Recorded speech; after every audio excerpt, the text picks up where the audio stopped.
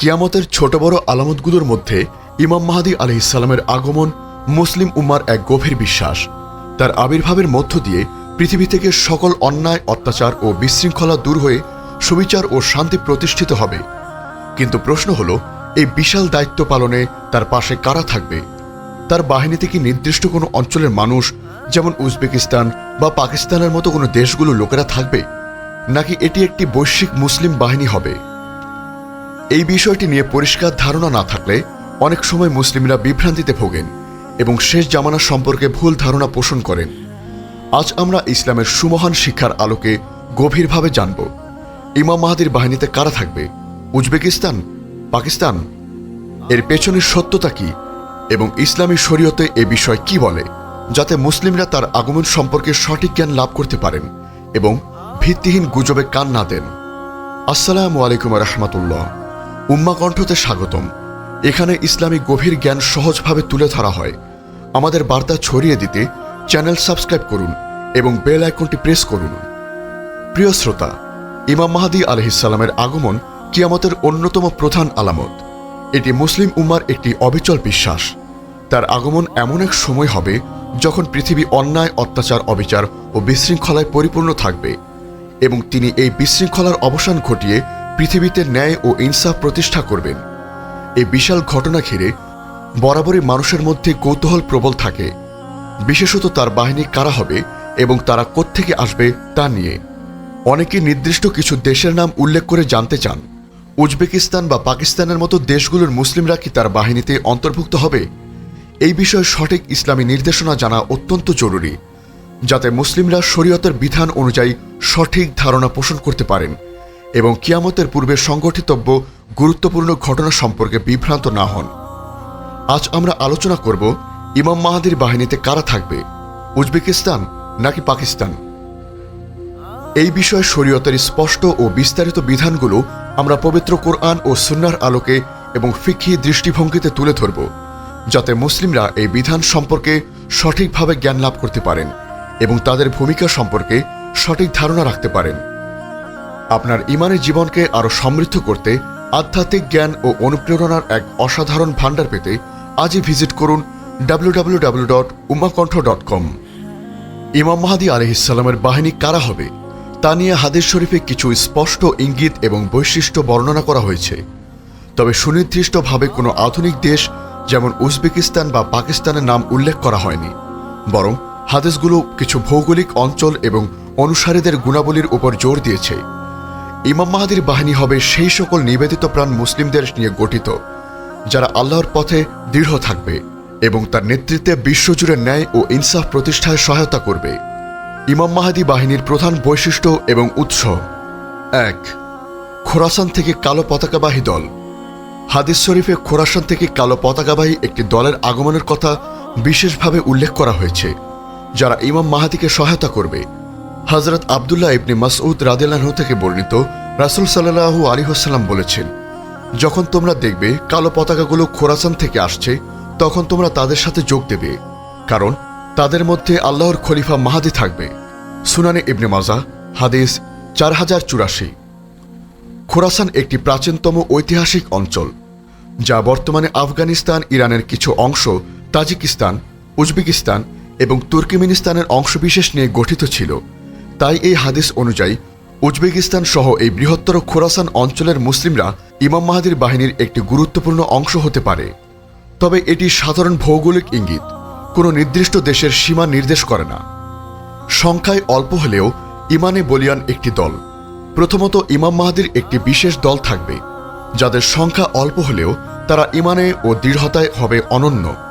কিছু রেওয়ায়াতে উল্লেখ আছে যে ইমাম মাহদীর প্রাথমিক অনুসারীদের সংখ্যা হবে 313 জন, যা বদরের যুদ্ধের সাহাবীদের সংখ্যার সমান। এই 313 জন হবে তার প্রধান উপদেষ্টা ও সেনাপতি। এর বাইরেও তার বৃহত্তর বাহিনী থাকবে। অন্যান্য রেওয়ায়াত অনুযায়ী তার বাহিনীর সংখ্যা 10,000 পর্যন্ত হতে পারে।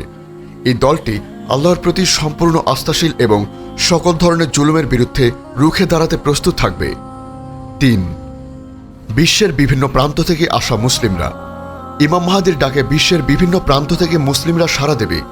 তার শাসন যেহেতু বিশ্বব্যাপী হবে, তাই তার বাহিনীও কোনো নির্দিষ্ট দেশ বা অঞ্চলের মধ্যে সীমাবদ্ধ থাকবে না। পৃথিবীর যে প্রান্তিক খাঁটি মুমিনরা থাকবে তারা তার ডাকে সাড়া দিয়ে তার কাছে সমবেত হবে। কিছু বর্ণনায় এমনও ইঙ্গিত পাওয়া যায় যে ইমাম মাহাদির অনুসারীরা অলৌকিকভাবে এক রাতের মধ্যে বা স্বল্প সময়ে তার কাছে পৌঁছে যাবে, যা তাদের বিভিন্ন ভৌগোলিক অঞ্চল থেকে আসার ইঙ্গিত দেয়। 4. সিরিয়া ও ইরাকের মুসলিমরা। হাদিসে উল্লেখ আছে যে সুফিয়ানি বাহিনীর ভূমিধসের ঘটনার পর সিরিয়া অর্থাৎ শাম ও ইরাকের শ্রেষ্ঠ মুসলিমরা মক্কায় এসে ইমাম মাহাদির হাতে বায়াত গ্রহণ করবে। এটি ইঙ্গিত দেয় যে এই অঞ্চলের মুসলিমরাও তার বাহিনীতে একটি গুরুত্বপূর্ণ অংশ হবে। 5. খাঁটি মুসলিম ও ন্যায়পরায়ণ ব্যক্তিরা। ইমাম মাহাদির বাহিনীতে কারা থাকবে তার সবচেয়ে গুরুত্বপূর্ণ বৈশিষ্ট্য হল তারা হবে খাঁটি মুসলিম বা খাঁটি মুমিন, ন্যায়পরায়ণ, সাহসী এবং আল্লাহর পথে সংগ্রামকারী। তারা কোনো পার্থিব স্বার্থে নয়, বরং আল্লাহর সন্তুষ্টির জন্য এবং পৃথিবীতে ন্যায় ও ইনসাফ প্রতিষ্ঠার জন্য লড়াই করবে। তারা সকল প্রকার অন্যায় ও জুলুমের বিরুদ্ধে অটল থাকবে। পাকিস্তানের ভূমিকা।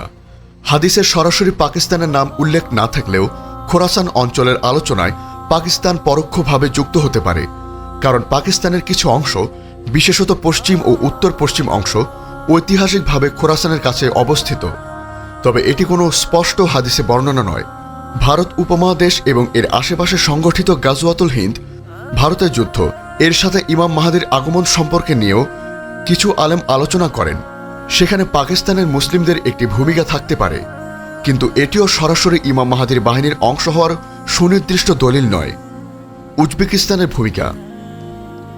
উজবেকিস্তান বৃহত্তর খোরাসানের একটি অংশ, তাই খোরাসান থেকে কালো পতাকাবাহী দলের আগমন হাদিস অনুযায়ী উজবেকিস্তানের মুসলিমরা ইমাম মাহাদির বাহিনীর অংশ হওয়ার একটি শক্তিশালী সম্ভাবনাময় অঞ্চল। এই অঞ্চল ঐতিহাসিক ইসলামী জ্ঞান ও সাংস্কৃতিক কেন্দ্র ছিল এবং এখানকার মুসলিমরা ইসলামী মূল্যবোধের প্রতি বেশ দৃঢ়। বর্তমান পরিস্থিতি ও সাবধানতা।